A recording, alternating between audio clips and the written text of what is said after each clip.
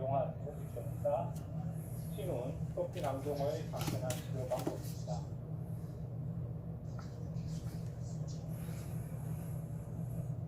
일회용 바이옵시 펀치가 있습니다. 바이옵시를 위해서 만들어진 기구인데요. 몸통은 플라스틱이고 끝은 예리한 스테인 재질이라서 우리가 원하는 조직을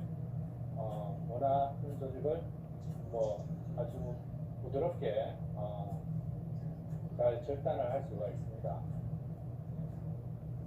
예전에 제가 사용했던 기구고요. 지금은 인터넷을 통해서 구입하면 가격도 저렴하고 가격이 3,000원대 정도입니다. 구입해서 사용을 할 수가 있습니다. 순서는 세 가지 영역에 대해서 시술을 해볼 수 있는데요. 티눈을 해볼 수가 있고요. 그리고 피부 조직 검사, 표피 낭종을 해볼 수가 있습니다. 티눈에 대해서 살펴보겠습니다. 이거는 2015년에 다들 잘 아시겠지만은 티눈과 사마귀를 간단히 구분하고 살펴보고 가겠습니다. 티눈은 중년에서 많이 생기고요.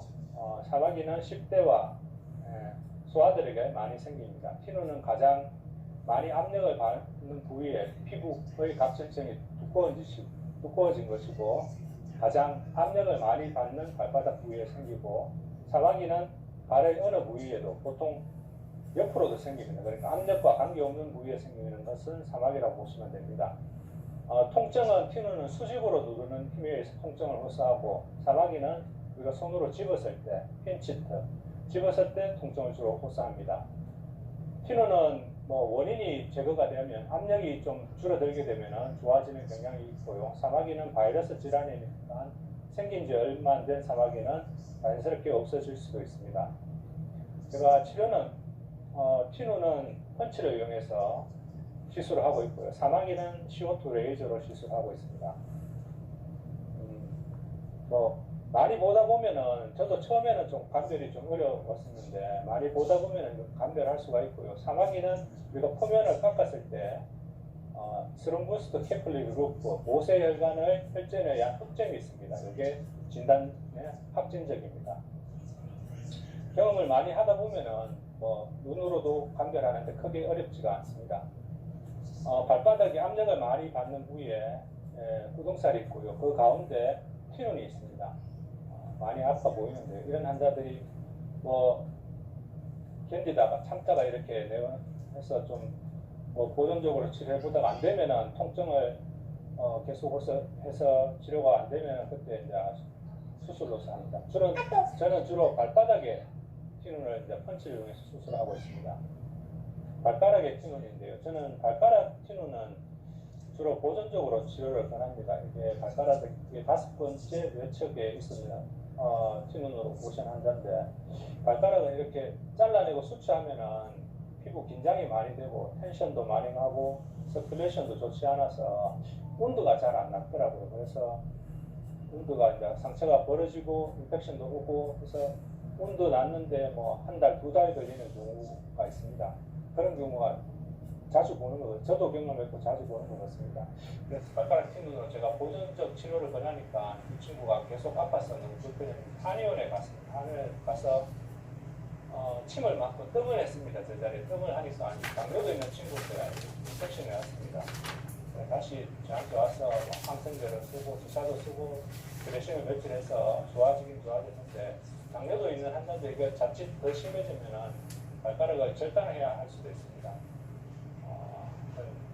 발가락 쪽은 될 수 있으면은 어그레시브한 치료를 하지 마시고 이 한의원 원장님은 만약에 안 좋았더라면은 참 난처했을 것 같습니다. 발가락 티눈은 보존적 치료를 권하고 싶습니다. 그 다음 제가 존경하는 스승님이고 좋아하는 형님이십니다. 이 선생님이 주로 강의 때 얘기하시는 게 있습니다. The pathology is before your eyes. 우리 눈앞에 패솔로지가 있습니다. 그렇기 때문에 피부 질환을 보는 게 어렵지 않다. 잘 보시는 선생님들은 피부과 선생님이나 피부를 많이 보시는 선생님들은 바로 그분들의 눈이 현미경입니다. 그렇기 때문에 패솔로지를 바로 볼 수 있고, 저같이 좀 경험이 모자라는 선생님은 뭐 안 되면은 예민한 경우에는 바이옵시 펀치를 이용해서 절단을 해서 패솔로지를 보낼 수가 있습니다. 그러면 진단을 확진을 얻을 수가 있습니다.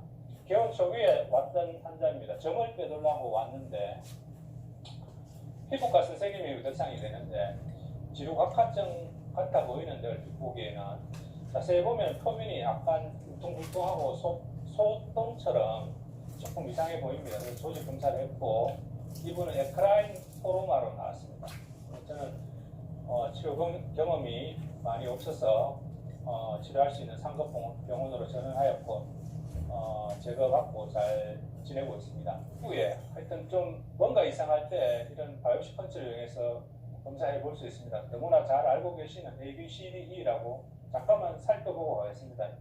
세이비 이레귤러 할 때, 뭐 마진이 또 이레귤러 할 때, 컬러가 뭔가 다를 때, 6mm 이상일 때, 그리고 사이즈가 체인지가 있을 때 이렇게 우리가 많이 의심이 된다면 피부 조직 검사를 해보면 패솔로지가 우리 눈앞에 있기 때문에 얼마든지 검사를 해볼 수가 있습니다. 그 다음 질환군으로 해볼 수 있는 게 피부의 표피낭종입니다. 이 환자는 제 처남이었는데 10년 전에 좌측 어깨 쪽에 표피낭종이 한 1.5cm 정도 있었습니다. 저는 시술을 바이옵시 펀치를 이용해서 6mm 정도 펀치를 이용합니다. 이렇게 펀치를 이용해서 내용물을 제거하고 색도 같이 제거해줍니다. 같이 해주고 제거해주고 이렇게 온도는 열어놓습니다. 열어놓으면 차츰 안에 디스차지 등이 이제 밖으로 드레인 되면서 나중에 온도는 스키니 컨트랙션 오면서 나중에 저절로 바뀌게 됩니다. 생각보다 온도는 풍차는 크지 않고 잘 낫는 것 같습니다. 가장 돌출된 부위를 손으로 양옆으로 누르고 돌출된 부위를 펀치로 누르면 이렇게 내용물과 색까지 밖으로 돌출되는 경우가 있습니다. 색이 밖에서 나오면 오히려 그것을 잡아 당기면서 이제 확인하면 제거가 오히려 더 수월한 것 같습니다. 라포만 좋으면 얼굴 쪽도 해보시면 괜찮을 것 같습니다. 저한테 턱 쪽에 표피낭종 한 20 정도 되는 표피낭종으로 시술을 한 번 했던 분입니다. 그런데 다시 재발했고요. 라포가 와서 또 재발, 가장 큰 합병증이 재발인데요. 재발하면 다시 또 수술하면 됩니다. 펀치를 이용해서 두 번째 시술했고 완전히 제거되었고 두 번째 이후에는 재발하지 않았습니다.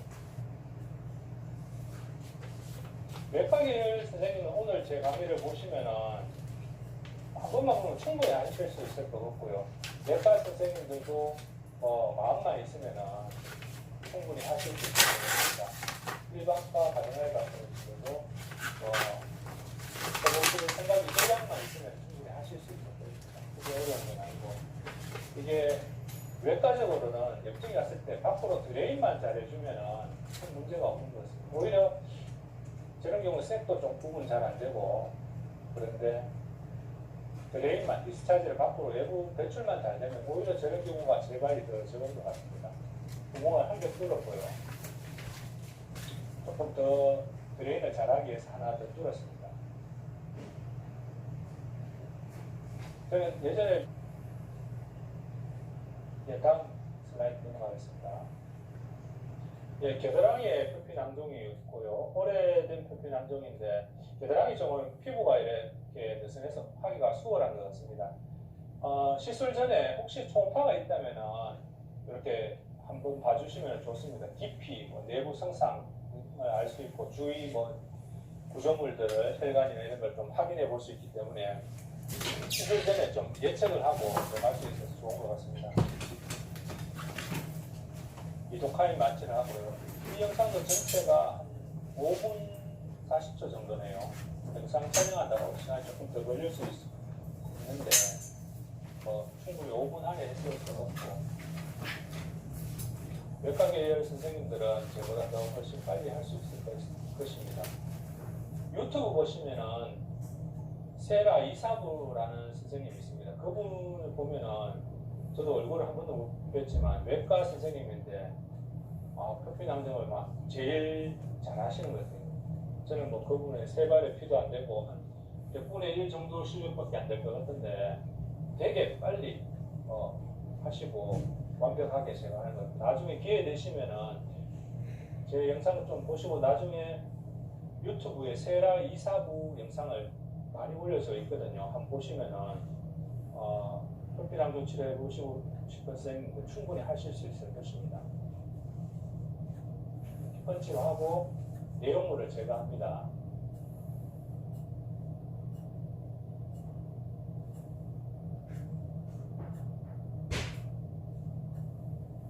자, 색을 좀 완전히 제거해주는 게 관건인데요. 조금 붙어 있어서 다이섹션을 했고요. 크게 어렵지 않았습니다. 겨드랑이 부위가 피부가 느슨해서 시술하기가 수월했습니다.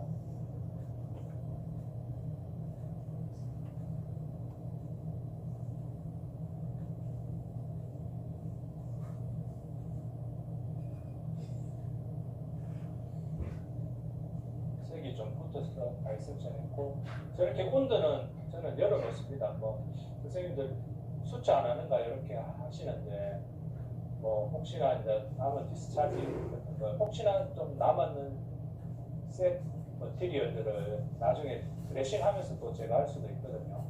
그래서 온도를 열어놓고 드레싱하는 게 좀 편한 것 같습니다. 네, 다음 슬라이드 넘어가겠습니다. 또 그런 게 한 가지 있으면 좋겠습니다. 대구 인근에 있는 경산이라는 곳의 방곡지입니다.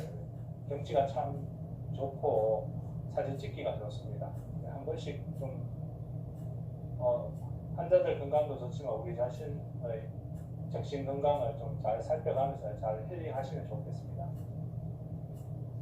이렇게 한 번씩 쉬가 좋더라고요. 실에 있으면 환자들 얘기만, 수십 명의 환자들, 아픈 사람들 얘기만 듣고 정작 우리의 얘기를 들어줄 사람은 잘 없는 것 같습니다.